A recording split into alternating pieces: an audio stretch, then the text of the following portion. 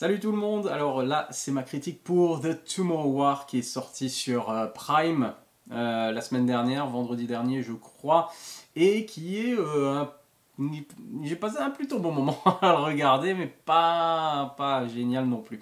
Réalisé par Chris McKay, qui je crois que c'est son premier film live avec des vrais acteurs et un vrai budget, un gros budget, parce qu'on voit que ça, il a coûté cher ce film. Il avait fait, Chris McKay avait réalisé, je crois que le seul film que j'ai vu de lui c'était Lego Batman, qui était vraiment sympa, surtout si on est fan de l'univers de Batman, c'était vraiment très bien foutu, même si ça valait pas La Grande Aventure Lego, qui est un chef-d'œuvre d'animation. Et du coup, voilà, premier gros film avec un gros casting aussi, hein, Chris Pratt, Ivan Strahovski, Betty Gilpin et J.K. Simmons, qui ça fait second rôle bien sûr, mais ça fait toujours plaisir de le retrouver, il fait toujours le boulot, et une pléiade de second rôle. Pas des gens super connus, mais qu'on a déjà vu à droite à gauche. Un casting qui représente aussi la diversité. Peut-être pas sur les principaux, mais au niveau des seconds rôles, pas mal de diversité.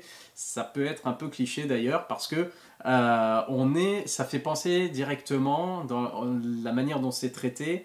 L'ambiance du film, on a l'impression d'être dans un film des années 90, un de ces gros blockbusters catastrophes d'action des années 90 type Independence Day, quand vous avez des dialogues pas terribles ou alors un peu comment dire forcés, beaucoup d'expositions ou très explicites, pas très subtil en fait, pas très subtil. Donc du coup, le scénario est par moments un peu mal ficelé, l'enchaînement des différents actes, on va dire, du film, j'ai pas trouvé, voilà, très, je sais pas comment dire, très fluide. Et il y a tout, et puis au niveau de l'intrigue et de la cohérence, il y a beaucoup de petits problèmes, et puis ça part un peu en couille à la fin, mais dans l'ensemble, ça reste quand même un divertissement correct, parce qu'il y a tout, en fait, c'est ça, ça fait penser à ces blockbusters des années 90, où c'est genre, bon bah, fun, mais faut pas trop réfléchir, quoi. C'est là qu'on voit la différence, finalement, entre ce genre de films d'action qui était fait à une certaine époque et ce qu'on cherche à faire aujourd'hui, c'est-à-dire on cherche à faire quelque chose d'un peu plus recherché, d'un peu plus sérieux, d'un peu plus dramatique, parce qu'ils essayent hein, bien sûr, mais ça reste un peu, ça fait un peu cheap par moment, faut dire ce qui est. Et la différence entre ce genre de blockbuster et par exemple ce que fait Marvel de leur côté, où il y a vraiment un souci particulier qui est mis dans le travail sur les personnages et sur les thèmes et ces choses-là. Donc on est vraiment, c'est pour ça que ça marche si bien Marvel. C'est parce que voilà, c'est pas juste une grosse série B où ça pète dans tous les sens. Il y a un truc en plus. Et ici, pour The Tomorrow War, du coup, on a tous les ingrédients de l'action, de la science-fiction, du drame, des blagues, voilà, un super casting et tout. Et pourtant, et c'est bien réalisé, et puis il y a une super photographie j'adore, comment il s'appelle, Larry Fong, qui est un super directeur photo, qui a fait tellement de grands films d'action aussi. Et, mais on a donc il y a vraiment tout qui est là. Et pourtant, visuellement, la réalisation est correcte, elle est compétente, elle n'est pas exceptionnelle, il n'y a pas forcément un style particulier, mais avec la photographie, c'est bien géré, les effets spéciaux sont corrects, pas forcément impressionnants, mais enfin, ils font le boulot, quoi. Et pourtant, on a l'impression qu'il manque quelque chose, et c'est sûrement au niveau justement de la cohérence du scénario et de l'écriture des dialogues, etc. Donc c'est à ce niveau-là. Donc c'est une grosse série B. C'est une grosse série B. Qui reste quand même divertissante, même malgré tous ces petits défauts. Et du coup, grosso modo, c'est... alors, pendant la Coupe du Monde au Qatar, donc 2022, on est en novembre-décembre, c'est la finale, donc c'est décembre 2022. Alors le Brésil est en finale contre une équipe on n'a pas réussi à identifier l'autre équipe, mais on s'en fout. C'était juste un peu drôle de se dire, mais d'où elle sort cette équipe? C'est pas une vraie équipe. Et donc le Brésil est en finale, c'est la finale de la Coupe du Monde de Qatar, et donc c'est peut-être l'événement le plus regardé dans le monde à ce moment-là, et c'est là que débarquent des soldats venus du futur, genre de 30 ans dans le futur, 2050, pour dire que ils ont besoin d'hommes et de femmes, ils ont besoin de guerriers, ils ont besoin de soldats pour venir se battre dans le futur, parce qu'ils sont presque tous décimés, et voilà, ils affrontent un envahisseur extraterrestre, alors c'est des grosses bestioles absolument horribles, qui sont plutôt bien faites, bien gérées, en fait c'est ce qu'il faut, quoi. Et du coup, ça rappelle aussi Age of Tomorrow, par exemple, et Independence Day. Enfin bref, ça rappelle beaucoup de films. Ça rappelle Alien aussi, etc. Donc, venez vous battre dans le futur. Et voilà. Donc, on a Chris Pratt, qui est le personnage principal, qui est un ancien soldat, super, alors, super des forces spéciales ou quelque chose comme ça. En tout cas, il est chaud. Et prof de sport, un peu génie sur les bords. Enfin, prof de sport, j'ai dit quoi? Non, prof de science.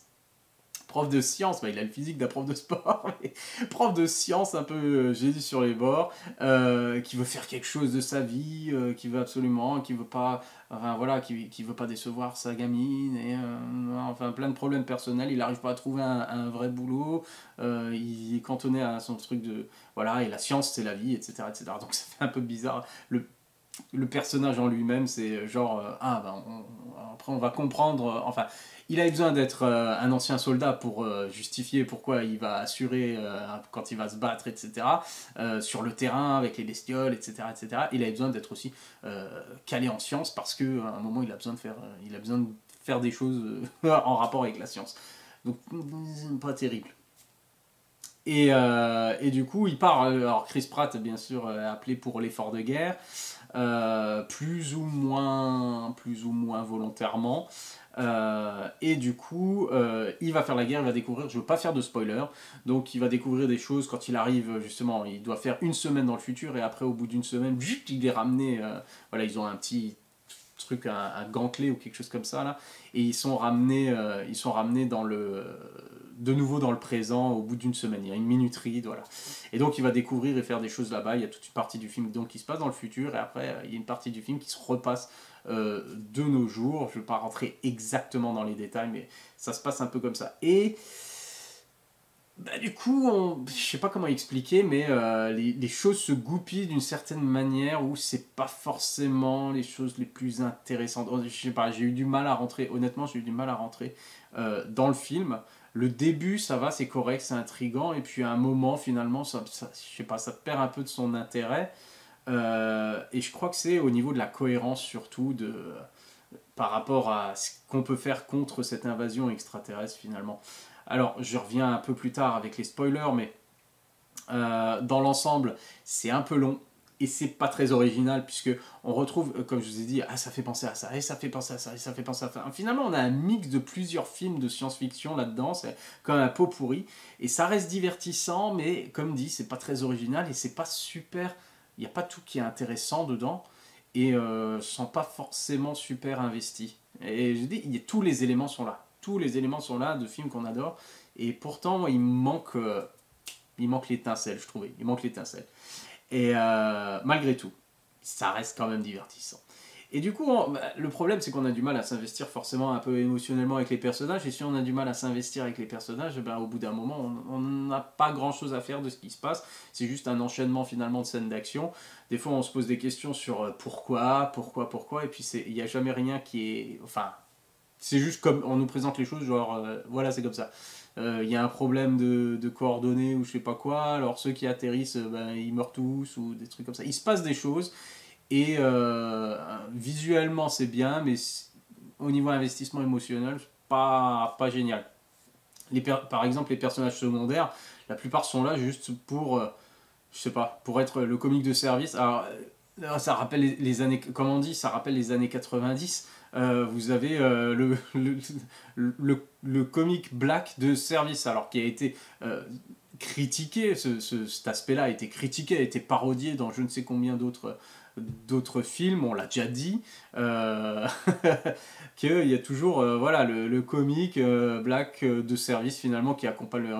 Et ben là, il y a ça de nouveau. Donc ça fait un peu, je sais pas, ça fait un peu étrange. Le gars, il est juste là un peu pour faire rire, pour avoir des répliques et des choses comme ça, bizarre. Et, euh, et d'autres personnages secondaires qui sont juste là en tant que, comment dire, on a besoin d'eux pour faire avancer l'intrigue, mais on s'en fiche un peu finalement de qui ils sont. Voilà, c'est tout. Donc, problème de. C'est des personnages un peu stéréotypés, clichés, etc. Donc, on s'en fiche un peu. Euh, et pourtant, bah, ça reste. On suit quoi. Et je vais pas dire j'ai arrêté de regarder le film, j'ai décroché. Non, j'ai un minimum quand même investi pour voir où ça arrivait. Et parce que les scènes d'action sont bien foutues. Et que je passais globalement quand même un bon moment et que j'étais diverti.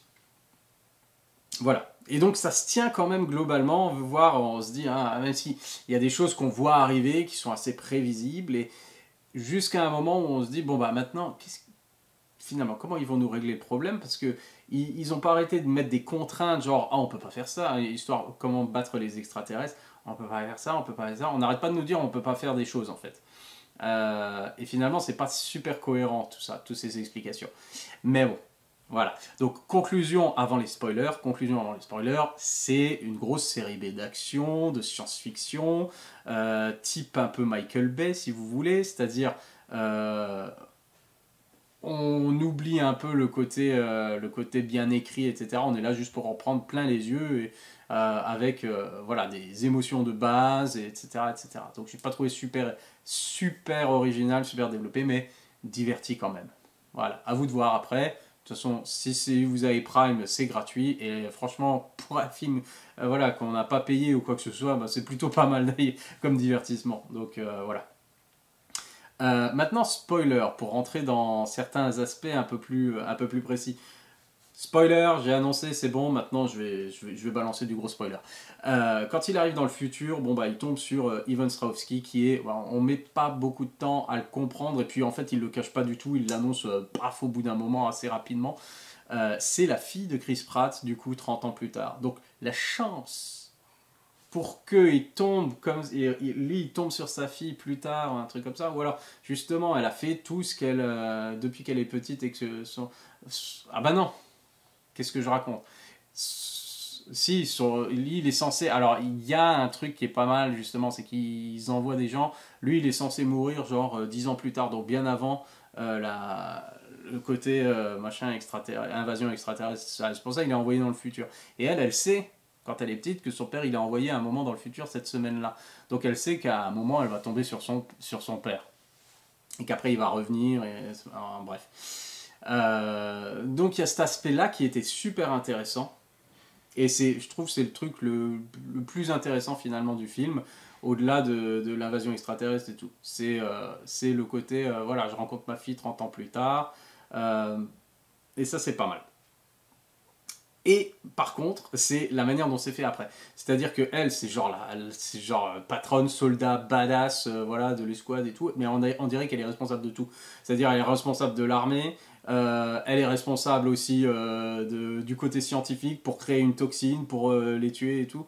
Et c'est elle qui va fabriquer le truc dans le labo et tout. Donc elle sait tout faire. Comme le père, en fait, c'est des soldats badass, mais c'est aussi un peu des génies. Et donc elle travaille toute seule apparemment. Enfin, c'est bizarre. Il n'y a pas d'autre, je sais pas, dans son labo scientifique, etc. Elle dirige les opérations militaires et la recherche pour la toxine. Mais elle le fait elle-même en fait avec un ordinateur. Bon, ok. Qui permettra une toxine qui permettra donc de tuer ces bestioles là. Et c'est bizarre. Enfin, je sais pas comment expliquer, mais après ça, quand je dis ça part en couille à la fin, c'est vraiment. Disons qu'ils n'avaient pas forcément besoin du personnage de J.K. Simmons, genre le père absent qui avait abandonné son gosse et puis il lui en veut et puis et pourtant à la fin il a besoin de lui pour aller voilà parce que c'est un genre de survivaliste et puis il a besoin de lui pour aller botter des culs. Donc ouais, on n'avait pas besoin de faire avec ça, il y avait déjà la relation avec la fille, pas besoin d'avoir tout le truc avec le père, etc., etc. Bon bref, ce qui me dérange c'est le côté en fait, on ne pouvait rien faire avant d'avoir cette toxine pour éliminer les extraterrestres. Alors qu'ils savent quand les extraterrestres apparaissent, Ils savent où ils apparaissent, ils savent juste pas comment ils sont venus là, ou comment... Truc. Et en gros, s'ils avaient réfléchi 5 minutes, parce qu'ils le font, à la fin, quand lui il revient, sa fille elle meurt dans le futur, il a la toxine, il revient, mais genre il peut pas l'utiliser. Pourquoi il peut pas l'utiliser? Ils peuvent pas en créer d'autres, synthétiser d'autres trucs, je sais pas, enfin parce qu'il faut trouver la reine ou je sais pas quoi, et puis pour qu'elle arrête de se reproduire, etc. Donc il faudrait, je sais pas. Il revient du futur et puis comme si c'est perdu. Tout est perdu, puisqu'ils peuvent pas y retourner, puisque le truc a sauté dans le futur, et du coup ils peuvent plus se retéléporter, etc. etc. Et c'est genre en discutant 5 minutes avec sa femme, interprétée par Betty Gilpin, que ils comprennent que en fait les extraterrestres ils sont pas venus du ciel, mais ils étaient déjà là en fait, et ils étaient sous terre, en Sibérie ou je sais pas où là, truc dans la neige. Et ça leur a pris 5 minutes pour comprendre ça à la fin du film, alors que pendant des années et des années, ils n'ont pas arrêté d'aller se battre dans le futur et de revenir. Et les gens du futur, ça leur est pas venu à l'esprit justement à chaque fois qu'ils revenaient pour chercher. Il n'y a personne qui a réfléchi assez pour se dire, mais pour savoir d'où venaient ces extraterrestres et d'aller les chercher dans le passé avant qu'ils sortent de Terre ou un truc comme ça. Enfin, c'est. Je sais pas. Ou alors j'ai raté quelque chose, mais en tout cas, là, quand je le décris comme ça, ouais, c'est comme ça que je l'ai compris et je trouve ça super con et super incohérent dans le film. S'ils savent où ils atterrissent, ils savent quand, enfin, ils étaient là. Ce jour-là, voilà, c'était un truc. Pourquoi est-ce qu'ils y vont pas déjà et puis qu'ils cherchent? Et c'est ce qu'ils font à la fin, ils cherchent. Et quand tu cherches, tu trouves.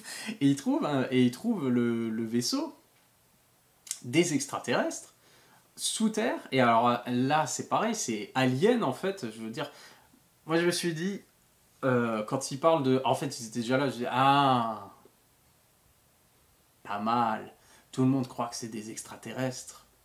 Alors qu'en fait, non, c'est des bestioles humaines qui étaient genre sous terre depuis des milliers d'années ou je sais pas quoi, de l'ère truc, et qu'ils sont enfermés dans des cocons ou des trucs comme ça depuis l'ère glaciaire, et puis avec le réchauffement climatique, machin, eh ben, ça a éclos, et puis ils sont sortis de là, et voilà, pas.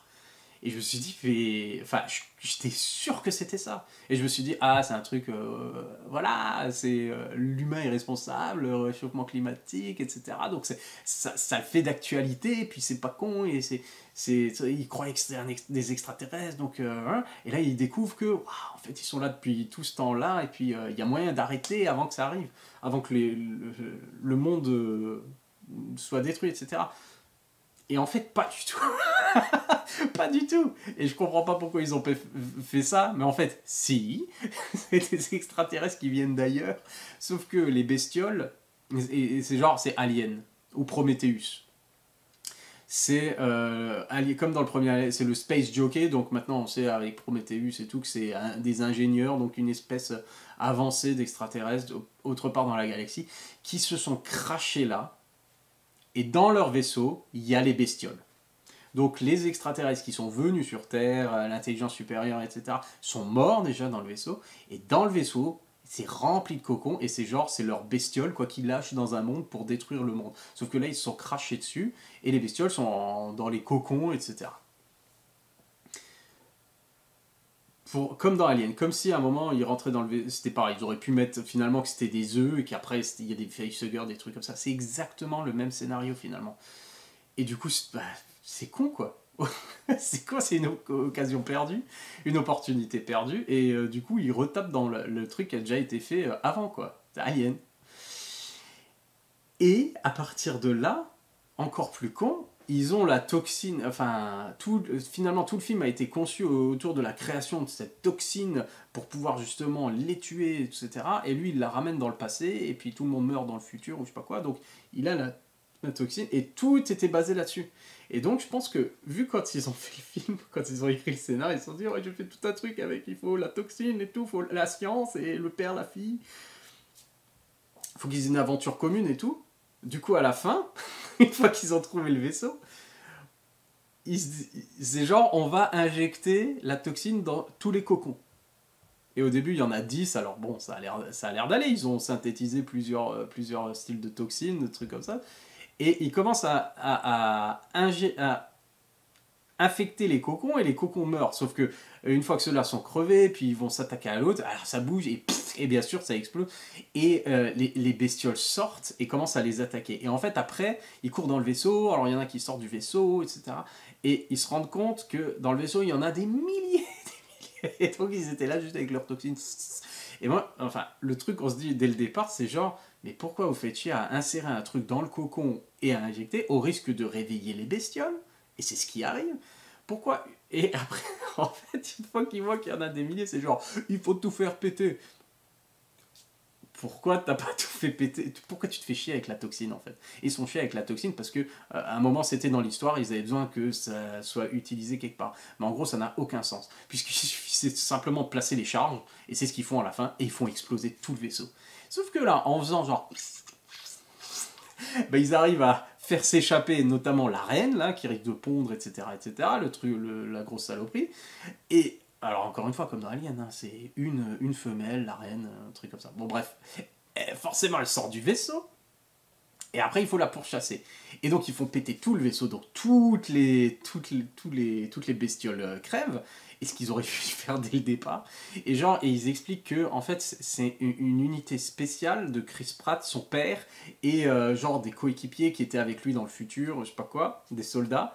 Mais sans rien dire à personne, ils doivent aller à l'insu du gouvernement russe et tout, parce que maintenant, enfin, le monde est sur le point voilà, de se détruire lui-même, même en dehors des bestioles qui arrivent, etc. Il y a tellement de tensions qu'ils doivent le dire à personne.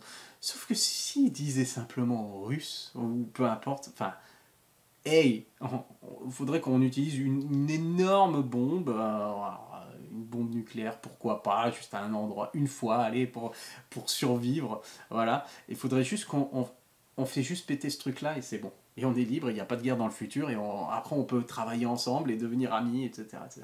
Non, ils doivent, pour une raison stupide, du coup, on nous dit juste, ah non, il faut rien dire à personne, le monde est déjà prêt à en découdre. Ok, alors ils y vont à 5-6 pecnos, dans la glace, avec leur petit truc à toxines, là, alors qu'ils ont les charges pour tout faire péter. Donc ça n'a... Quand je dis que ça part en couille à la fin, ça part en couille à la fin. Fais péter tout le vaisseau avant de les réveiller, et on n'en parle plus. Et t'attends peut-être un peu dehors, à l'extérieur, pour voir s'il y en a qui s'en sortent, et après tu les finis. Enfin, j'en sais rien, quoi. Mais du coup, la toxine n'a servi absolument à rien. À part au combat final, bien sûr, ben oui, t'as laissé échapper la reine, donc forcément après il faut lui exploser la toxique dans la gueule pour qu'elle crève, mais au départ, la toxine ne sert à rien. Fais sauter le vaisseau et ta toxine ne sert à rien. On part du principe où ils réfléchissent un peu, ils se disent mais on ne sait pas comment ils sont arrivés, personne ne les a vus. Ah, si dès le départ quelqu'un s'était dit peut-être qu'ils étaient déjà là, s'ils avaient eu une semaine avant. Une semaine avant, quand les autres sont arrivés, ou ceux du futur qui arrivent et qui disent hey, on a eu des années pour y réfléchir, vous savez quoi?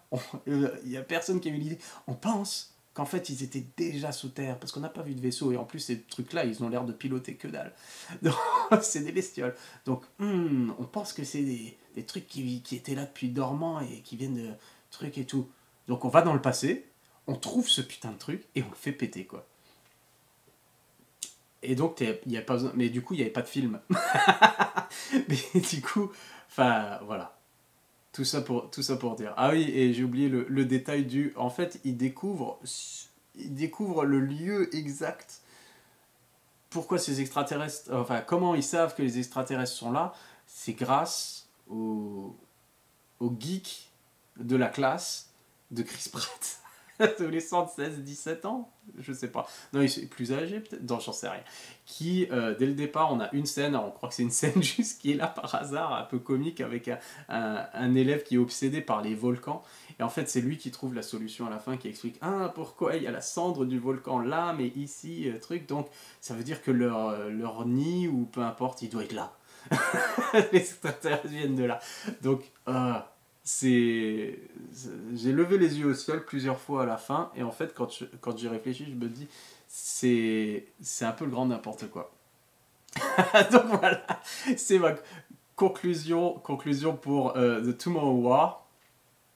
C'est ils auraient pu régler le problème dans les 5 premières minutes s'ils avaient réfléchi un minimum Alors ils ont cette réflexion-là, genre dans le salon, en mangeant des curly.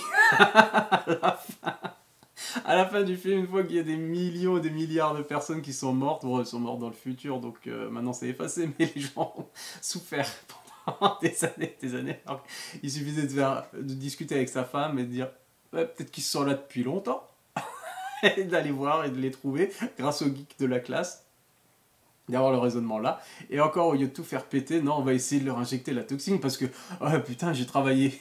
Ma fille du futur est morte pour ça, on a travaillé dur pour avoir cette toxine, alors on va au moins l'utiliser et on va pas tout faire péter, donc on va faire crever encore des soldats qui des soldats qui se sont battus déjà dans le futur, je sais pas combien de fois, et qui ont risqué leur vie, et en fait tout pourrait être réglé simplement en posant des charges silencieusement avant de réveiller qui que ce soit, de tous les faire péter et après de tous rentrer à la maison vivants.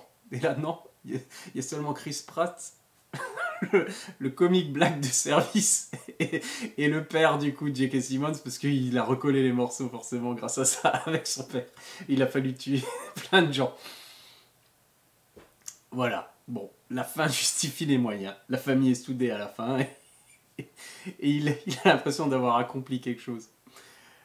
Bref, ouais, ça part un peu en couille à la fin. Quoi, finalement, on se rend compte que ça n'avait pas trop de sens tout ça. Mais c'était divertissant. Et finalement, j'ai l'impression... En fait, je crois... en réfléchissant, je crois que j'ai adoré le film. Maintenant que j'y pense. Je le kiffe encore plus maintenant que je suis rentré dans les détails de ce que je trouvais un peu incohérent. Donc voilà, vous en faites ce que vous voulez après. Hein, j'espère que vous avez aimé. Finalement, j'ai plus aimé que j'ai l'impression. En tout cas, ça me fait beaucoup rire. Et voilà pour The Tomorrow War. Allez, je m'arrête là. À la prochaine.